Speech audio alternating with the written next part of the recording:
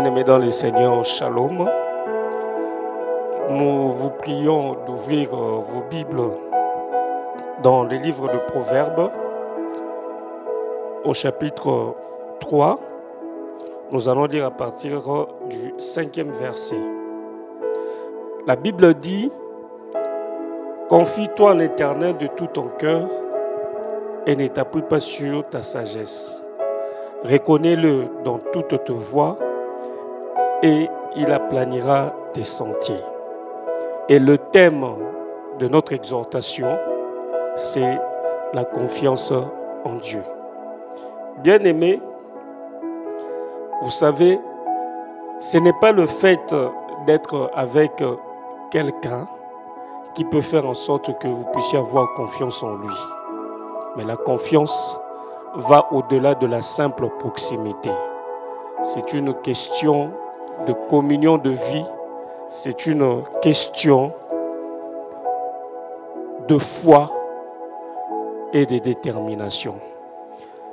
Si nous allons dans la Bible, l'illustration parfaite nous est donnée à travers le récit du reniement du Christ par un de ses proches qui était Pierre.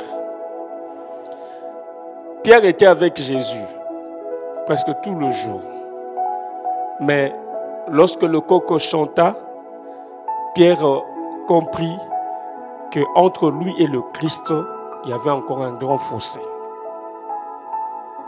La confiance n'y était pas. Pierre, à ces moments-là, n'avait plus confiance en la parole du Seigneur. Et c'est tout à fait normal. Parce qu'à ces moments-là, il n'y avait plus cette communion, il n'y avait pas cette communion spirituelle qui a comme soubassement le Saint-Esprit. Donc, bien-aimés dans le Seigneur, la confiance en Dieu est un élément très capital dans notre vie et dans notre croissance spirituelle. Et nous devons nous confier à Dieu de tout notre cœur. Moi, je ne parle pas d'une confiance totale, mais je parle plutôt de nous confier à Dieu de tout notre cœur. C'est-à-dire que c'est quelque chose qui doit reposer sur une certitude. Et cette certitude n'est que le reflet de la parole de lumière, de la parole du Christ. Et la Bible dit: ne t'appuie pas sur ta sagesse. La sagesse aujourd'hui, avec tout ce que nous sommes en train de vivre présentement, c'est la propre perception de choses en mettant Dieu de côté. Et c'est ce qui nous affaiblit sur le plan spirituel et ne permet pas assez que nous puissions prendre à leur juste valeur tous les événements qui nous entourent ces derniers temps. Beaucoup d'enfants de Dieu sont perdus dans leur jugement parce que leur sagesse ne repose pas sur la parole des Lumières. Aujourd'hui, les gens sont en train d'analyser les événements à la lecture de l'actualité, à la lecture de ce que le scientifique pense, et ils ont mis Dieu de côté. Et c'est ça le drame. Le drame, c'est lorsqu'on veut s'appuyer sur son jugement, généralement on passe toujours à côté de la plaque parce que le maître, c'est le Christ. Et nous devons, nous, dans ces temps difficiles, nous tourner vers celui qui a la parole de vie, vers celui qui a la parole de sagesse. Et c'est comme ça qu'ici, on nous dit de ne pas nous appuyer sur notre propre jugement.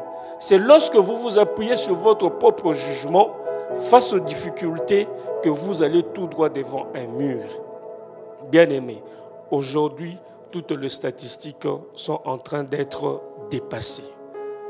Tout ce que l'homme a prévu, bien-aimé, est en train d'être jeté en pâture. Tout ce que nous avons planifié, nous devons le revoir aujourd'hui à la lumière de tout ce qui se passe. Mais qu'est-ce que nous devons faire en tant qu'enfants de Dieu si ce n'est que nous confier à ces dieux de tout cœur? C'est ce que la Bible ou la parole de Dieu nous demande. Parce que nous sommes en face des difficultés incommensurables.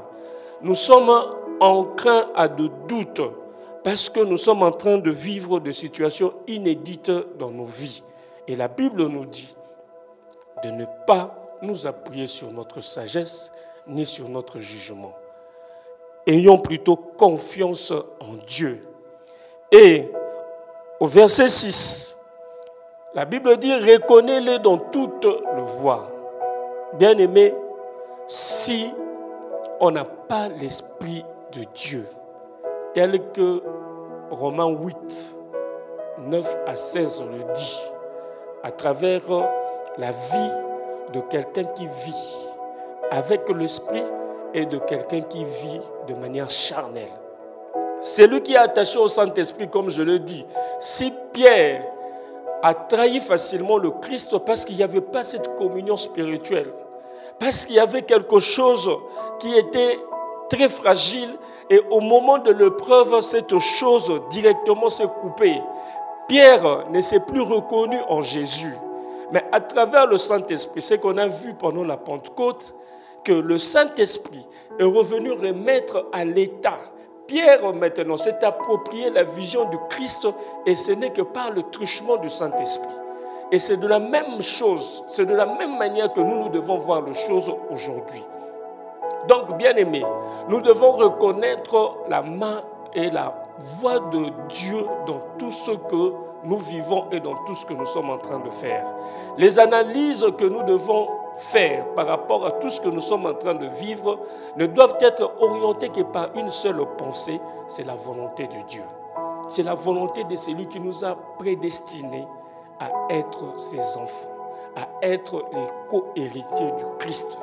Et la Bible le dit dans Éphésiens, lorsque nous lisons dans Éphésiens 1, 4 à 5, que cette prédestination, Dieu le fait dans son amour.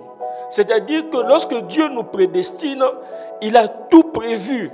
Tout ce que nous sommes en train de vivre comme événement, tout ce que nous sommes en train d'imaginer, tout ce que nous sommes en train, bien aimé, de réaliser, d'analyser, ça a été prévu dans le plan de Dieu.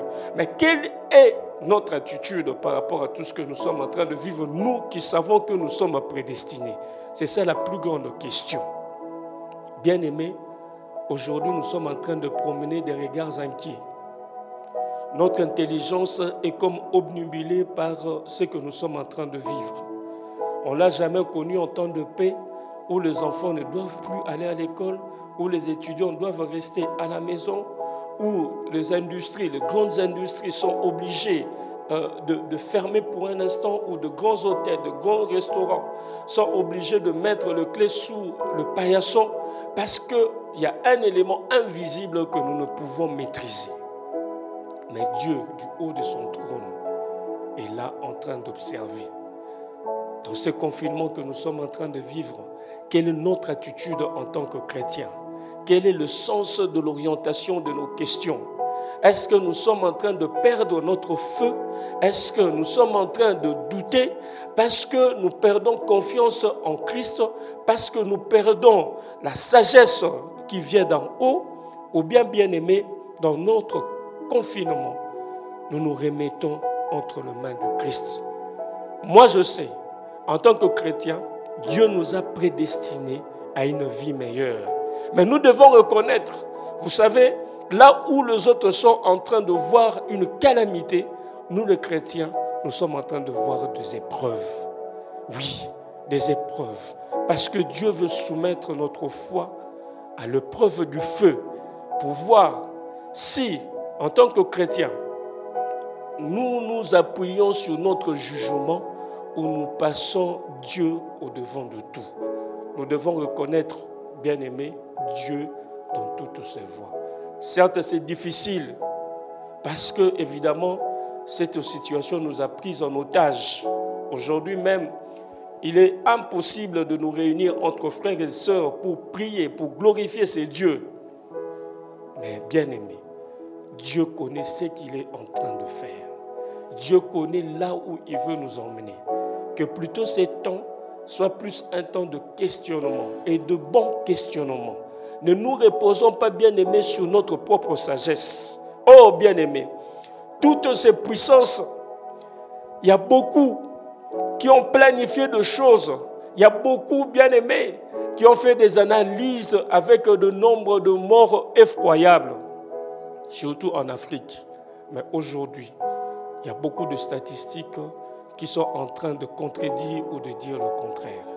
cela doit nous prouver à suffisance que nous ne pouvons pas toujours compter sur notre propre jugement. En tout cas, même au sortir de ce confinement, bien-aimés, nous devons nous rendre compte qu'il y a un Dieu qui est sur le trône et qui règne et qui réglemente tout dans notre vie. Nous ne devons pas toujours continuer à nous fier à notre intelligence ou à notre façon de vivre. Parce que, au-delà de tout ce que nous sommes en train de vivre, Dieu a un message à faire passer, surtout pour nous en tant que chrétiens. Nous devons placer notre confiance en Dieu. Nous devons nous appuyer sur sa sagesse et non sur notre sagesse, surtout en cette période de difficulté, surtout en cette période de preuve. Nous devons faire vraiment montre de beaucoup de sacrifices et de beaucoup d'intelligence spirituelle pour arriver à tenir et à remonter la pente. Bien-aimés, lorsque nous arrivons à placer toute notre confiance en Dieu, vous savez, la Bible dit une confiance qui vient du cœur, parce que le cœur, c'est le centre de tout. Le cœur de l'homme bien-aimé, oui, c'est le tas d'esprit de la personne. C'est du cœur, comme la Bible dit, que viennent de mauvaises pensées. Le cœur, c'est l'épicentre de tout ce que nous connaissons dans notre vie. Si vous arrivez à faire contrôler votre état d'esprit, votre cœur par le Seigneur, à vous appuyer sur sa sagesse et à le reconnaître dans toute ses voies, la conséquence, c'est qu'il aplanira les sentiers. Et c'est une conséquence, bien aimée, très importante dans notre vie. Parce que là où il y a de montagnes, là où les gens sont en train de voir de montagnes insurmontables, le Seigneur, lui, va te permettre de voir de plaines. Le Seigneur, lui, va aplanir les sentiers. C'est-à-dire qu'il va rendre plus facile, plus visible, plus appréhensible certaines choses qui sont perçues comme impossibles par le commun de mortels. C'est l'attitude, bien-aimée, notre attitude, qui va déterminer évidemment la façon dont Dieu va orienter les choses dans notre vie, par rapport à notre destin et par rapport à notre destinée. Donc, il est très important, bien-aimé, à ce que, en tant que chrétiens, nous puissions intérioriser toutes ces leçons. Dieu est là, il est en train de nous observer comme un bon Père. Vous savez, bien-aimé, même le monde nous le démontre à suffisance. Si vous avez formé quelqu'un et que maintenant il est à l'épreuve, et que vous, le maître, vous êtes là, on vous pose la question, comment appréhendez-vous cette preuve par rapport à votre disciple? Vous allez répondre avec certitude, j'ai confiance en lui, je sais ce que je lui ai montré, je sais tous les ingrédients que j'ai pu mettre en lui et je sais qu'il sera à la hauteur. Et lorsque le disciple relève le défi, c'est une grande fierté pour le maître.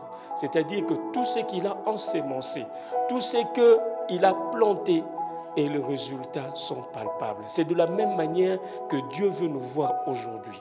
Au-delà des difficultés, au-delà de montagnes que nous sommes en train de percevoir comme bien-aimés, vraiment de supplices, Dieu nous conjure, il nous recommande de ne point nous appuyer sur notre sagesse. Évidemment, je sais que en tant que chrétiens, nous voulons que cette pandémie puisse être réduite de manière exponentielle pour nous permettre un peu de vaquer à nos occupations. Mais bien aimés, au-delà de la pandémie, ce que je vous exhorte, c'est que nous puissions avoir une autre vision de la vie par rapport à toutes les leçons que nous pouvons tirer de cette épreuve difficile. Aujourd'hui même, c'est incompréhensible. Même l'Église de Dieu ne sait pas se réunir. Si Dieu est amené à imposer une telle situation, c'est qu'au-delà de tout, il y a une leçon à tirer. Donc, bien aimés, pour chuter, nous avons besoin de cette parole de Dieu pour que nous soyons raffermis, pour que nous puissions grandir, pour que nous puissions nous soutenir. En fin de compte, lorsqu'on va se retrouver à la fin de la pandémie, que nous puissions toujours avoir la même ferveur, la même ardeur à servir ces dieux qui s'est sacrifié sur la croix pour nos péchés et pour notre rédemption. Donc, frères et sœurs, ne promenons pas des regards inquiets. Gardons toute notre confiance, toute notre foi, toute notre lucidité, tout notre jugement entre les mains du Seigneur. Reconnaissons-le et lui, il aplanira nos chemins. Parce qu'il est le Dieu qui agit en tout temps et en toutes circonstances. Tout ce que nous sommes en train de vivre a été planifié par ces dieux. Parce que rien ne peut arriver sans qu'il puisse en être l'auteur. Mais bien aimés, nous, si nous voulons grandir, si nous voulons évoluer, sachons nous attacher à lui et à tirer les leçons idoines. Que Dieu bénisse sa parole, que Dieu vous bénisse là où vous êtes, dans le confinement certes, mais gardez toujours votre foi et votre confiance pleine en ces dieux vivants. Que notre Seigneur, qui est mort sur la croix et ressuscité, qu'il vous bénisse et que la paix soit dans vos maisons, au nom de notre Seigneur Jésus-Christ. Amen.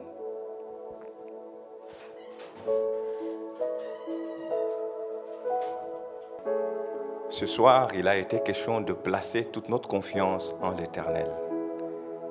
Ainsi, nous allons nous incliner dans la prière et nous confier en ces dieux qui règnent au-dessus de toutes choses. Alléluia. Est-ce que déjà là où nous sommes, nous pouvons élever nos voix et parler au Seigneur? Bénissons ces dieux-là qui est au contrôle de toutes choses. Rien ne peut nous arriver sans que notre Dieu ne soit, alléluia, au courant de cela. Il est celui qui maîtrise toutes choses. La Bible dit quand il y eut des déluge, il était sur son trône. Seigneur, nous te bénissons parce que tu règnes. Nous te célébrons, ô Dieu de grâce. Alléluia. Sois célébré, sois glorifié, Seigneur, ô Dieu. Encore une fois, ce soir, tu nous apprends, ô Dieu, à placer toute notre confiance en toi parce que tu contrôles les choses. Rien ne peut t'échapper, Seigneur, notre Dieu. Reçois toute la gloire, reçois la louange, reçois la majesté, grand Dieu. Merveilleux Sauveur, oui, Seigneur, nous sommes dans la joie de t'appartenir. Nous n'avons pas, ô Dieu de gloire, alléluia, trembler devant quoi que ce soit. Nous n'avons pas à nous confier, ô Dieu de gloire, sur les études des hommes ou même les déclarations, Seigneur, ô Dieu, alléluia, des puissants de cette terre. Tu es le plus puissant, tu es le tout puissant, Seigneur, notre Dieu. Sois glorifié, Seigneur, sois célébré, ô Dieu, sois magnifié, ô Dieu de grâce. Merci, merci parce que, ô Jésus, alléluia, tu contrôles les vents et tempêtes, ô Dieu de grâce. Seigneur, merci, merci de le faire, merci encore une fois de le faire, merci surtout de nous garder en toi, Seigneur, que notre foi ne puisse pas, ô Dieu de gloire, faillir, comme tu pouvais le dire, Jésus, alléluia. Simon, j'ai prié pour toi, pour que ta foi ne défaille. Telle est notre prière, Seigneur, ce soir. Garde-nous en toi, garde-nous confiants en ta personne, surtout en ta parole, ô Dieu, parce que ce que tu dis est vrai, c'est ce que toi tu dis, c'est ce que toi tu déclares, qui ne peut, ô Dieu de gloire, subir le changement, Seigneur, oh Dieu. Les hommes ont dit des choses et aujourd'hui, alléluia, ils sont contredits par les autres. Mais ta parole, oh Dieu, reste la même, oh Jésus. Sois célébré, Seigneur, oh Dieu. Sois béni, mon Dieu. Sois célébré. J'ai prié, Père de grâce, pour tous tes enfants, Seigneur, qui en ce moment en train de se poser, oh Dieu, des questions, alléluia, sur telle ou telle autre matière, Seigneur, oh Dieu. J'ai prié, Père, que tu gardes leur foi indemne, ô Dieu de gloire. Même ceux-là dont la foi est en train de faiblir, je prie que tu fortifies, que tu affermis cette foi, Seigneur, ô Dieu, en écoutant la parole de ce soir, ô Dieu, que tu viennes au secours de cette foi qui est en train de faiblir, Seigneur, notre Dieu. Alléluia. Il n'y a que toi seul qui peux le faire, pas quelqu'un d'autre. Nous comptons sur toi et sur toi seul. Alléluia. L'instar, ô Dieu de grâce, d'Ézéchias. Oui, Seigneur, sans cri pouvait lui dire, sur qui te confies-tu, en qui te confies-tu, ou sur quoi, alléluia, t'appuies-tu? Oui, Seigneur, tu es notre Dieu. Tu es notre appui, Seigneur. Nous voulons nous appuyer sur toi. Nous voulons placer toute notre confiance en toi, Seigneur, notre Dieu. Merci, merci pour tout ce que tu es en train de faire. Nous croyons, ô Dieu de gloire, alléluia, que cette pandémie passera, Seigneur. Mais toi, notre Dieu, tu resteras sur ton trône en train de régner, ô Dieu de grâce. Merci pour toutes choses. Merci, Seigneur, ô Dieu de grâce. Alléluia. Béni soit ton nom, Jésus. Alléluia. Bien-aimés, là où nous sommes, est-ce que nous pouvons ensemble élever nos voix? Pensez à tous ceux bien-aimés, surtout toutes les mamans qui attendent famille, que la main de Dieu soit sur elles.